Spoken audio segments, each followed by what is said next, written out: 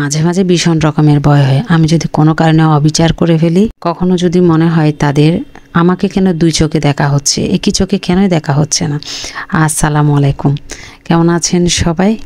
আশা করি ভালোই আছেন। চলে আসলাম নতুন ভিডিও নিয়ে। তার সাথে কিছু কথা বলতে হয়, তাই না? কথা বলতে বলতে, রান্না করতে করতে, তোমাদের সাথে গল্প করতে করতে ভিডিওগুলো দিতে আমার বেশ ভালোই লাগে। এইটা ছিল শুক্রবার আমার বরাবরই ব্যস্ত সময় কাটে। বিশেষ করে সকালবেলাটা ওদের ড্রয়িং ক্লাস থাকে, ওখানে নিয়ে যায়। সেখান থেকে আসতে আসতে প্রায় 12টা বেজে যায়। সময় কিন্তু সময়ের মতো চলেই যাচ্ছে। আমার কাজ তার হলো না, কাজগুলো তো রয়েই গেল। এসে রান্না বান্নার জন্য সব কিছু রেডি করে বসিয়ে দিচ্ছিলাম। সকালবেলা যাওয়ার আগে সব কিছু কেটে কুটে রেখেছি। আমাকে তো বেশ তাড়াতাড়ি বের হতে হয়, 9টায় আগে বের হতে হয়। তো সকালে কেটে কুটে তারপরে চলে গেলাম। এসে রান্নাটা বসিয়ে দিচ্ছি। আজকে খুব মজার রান্না হবে। বাচ্চারা অনেক দিন ধরে বলছিল, বিশেষ করে আমার বড় মেয়ে বলল যে একটু বিরিয়ানি খাবো।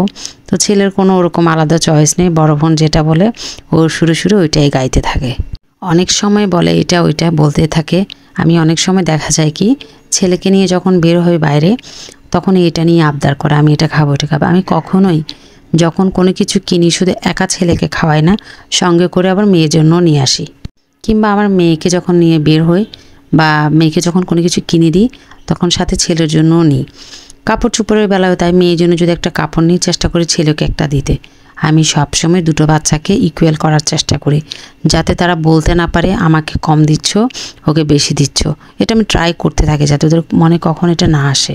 অনেক সময় এটা হয়ে ওঠে না। আমার মনে হয় আমি পারি না, আমার ভীষণ রকমের ভয় লাগে। আমার দুটো সন্তানই আমার কখনও যাতে ওদের মনে না আসে আমি তো সে একই মায়েরই সন্তান, কেন আমাকে আলাদা চোখে দেখা হয়, এটা যাতে কখনো মনে না আসে। এই যে দেখতে পাচ্ছেন, মেয়ের পছন্দের রান্নাটা করছি। আমি আবার ছেলেকে জিজ্ঞেস করলাম যে তোমার কি তেহেরি ভালো লাগে, পছন্দ? বলল যে হ্যাঁ, তেহেরি হলে হবে, তেহেরি মানেই তো বিরিয়ানি। ও তো অত কিছু বুঝে না, ক্লাস 4-এ পড়ে, অতটা বুঝার ওই বয়সটাও হয়নি। তারপরে চেষ্টা করি ছোটোবেলা থেকে যাতে মনে না আসে যে আমি দুজনকে দুই চোখে দেখি। তারপরে ছেলে মাঝের মধ্যে বলে, তুমি তোমার মেয়েকে অনেক ভালোবাসো, আমাকে না। সে তো এখনও ছোট্ট, তো ভয় লাগে আমার এই কথাগুলো অনেক। কারণ জীবনে অনেক এক্সপিরিয়েন্স আছে যে একই মায়ের সন্তান হলেও কিন্তু বাবা মা কখনো দুই সন্তানকে একই রকম দেখে না, দুই রকমই দেখে।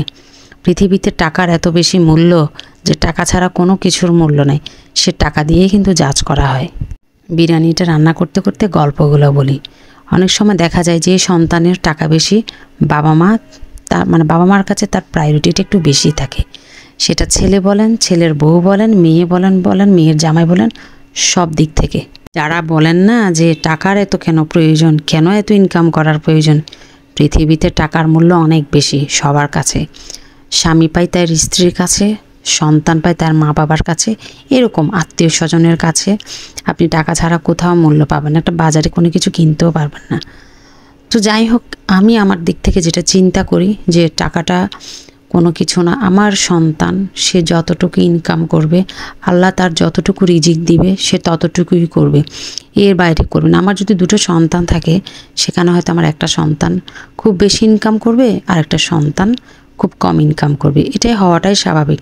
আপনি মনে করবেন না আপনি টাকা ইনকাম করছেন মানে কি আপনার রিজিক কি কারো নাই? আপনার ওই টাকার মধ্যে অনেকের রিজিক থাকে, একা ভোগ করার জন্য না। আল্লাহ সবাইকে চাইলে এক সমানভাবে দিতে পারতো, কিন্তু না, সেটা এক সমানভাবে কখনোই দিবে না। আপনার ওই ইনকামে অনেকজনের রিজিক থাকে বিধায় আপনি এত টাকা ইনকাম করতে পারেন। যখনই আপনি দেওয়াটা বন্ধ করবেন, আপনার রিজিকটা ভাগ বন্টন করতে বন্ধ করবেন, তখনই আপনার ইনকাম সোর্সটা অনেক কমে যাবে। যাই হোক, তো এটা মনে করার কারণে যে ওই টাকাটা শুধু আমার রিজিকের জন্য ইনকাম করছি এটা না, রিজিকের উসিলায় কিন্তু আপনি ইনকাম করতে পারেন। তো এই আর কি। তো যেটা সবশেষে বলতে হয় যে আমি সবসময় চেষ্টা করি আমি একজন মা হিসেবে দুটো সন্তানকে সমানভাবে রাখতে। তাদের মনে যেন কখনো না আসে যে আমার মা দুটো সন্তানকে দুরকম দেখছে। বুঝাতে থাকি, এক সময় হয়তো তারা বুঝবে, আমাদের জায়গায় যখন আসবে, যেটাই হোক আমি এটাই চাই যে আমি তাদেরকে যেন সমানভাবে রাখতে পারি। তো যাই হোক, এদিকে বিরিয়ানিটা রান্না তো হয়ে গেছে, অলরেডি খেয়ে ফেলতেছি। এত মজা হয়েছে। এটা বিরিয়ানি না, আমি তেহেরি রান্না করেছি, একদম সাদা করে। তেহেরিতে অত মশলা লাগে না, হলুদও দিই না আমি তেহেরির মধ্যে।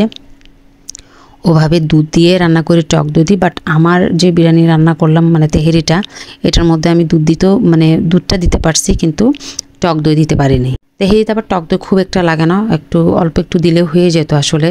তো ছিল না বিদায় দিই নেই, তবে বেশ মজা হয়েছে। আমি যতটুকু না ভাবছি তার থেকে ভালো হয়েছে। আর বাচ্চারাও খুশি তো আমি খুশি, আমার হাজব্যান্ড খুশি তো আমি খুশি, আমার পরিবারেরই আমার সব কিছু। আমি কখনোই চাই না সন্তানরা আঘাত পেয়ে বড় হোক কিংবা বড় হয়েও তারা আঘাত পাক। আমি তাদেরকে প্রচণ্ড ভালোবাসি, সারা জীবন এভাবে ভালোবাসতে চাই।